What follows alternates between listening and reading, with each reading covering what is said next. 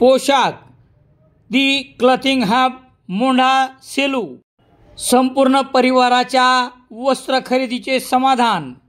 सेलू शहरातील शाहूनगर परिसरात असलेल्या एका म्हशीच्या गोठ्यातील कपाटात ठेवलेले 4,55,000 रुपये अज्ञात चोरट्यांनी लंपास केल्याप्रकरणी 22 मे रोजी 11 वाजता गुन्हा दाखल करण्यात आला आहे।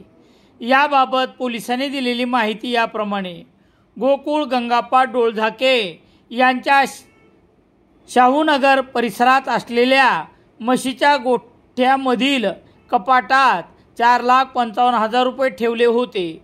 गोकुळ डोळझापे नाशिक येथे विवाह समारंभासाठी गेले असता अज्ञात चोरट्यांनी 19 ते 21 मे दरम्यान म्हशीच्या गोठ्यातील कपाटात ठेवलेले 4,55,000 रुपये गादीखाली असलेल्या चावीच्या साहाय्याने कपाट उघडून लंपास केले।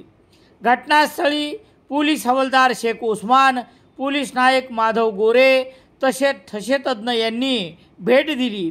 नाशिकहून आल्यानंतर हा प्रकार उघडकीस आल्यामुळे गोकुळ डोळझापे यांनी दिलेल्या फिर्यादीवरून गुन्हा रजिस्टर नंबर 250/2025 कलम 305 भारतीय न्याय संहिता अन्वये अज्ञात चोरट्यावर गुन्हा दाखल करण्यात आला आहे।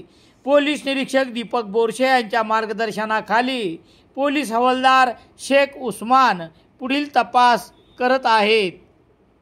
गटकळ करिअर अकॅडमी 12 मे पासून पोलीस भरती नवीन बॅच सुरू। संपर्क गटकळ अकॅडमी, देवला पुनर्वसन, सातोना रोड, सेलू।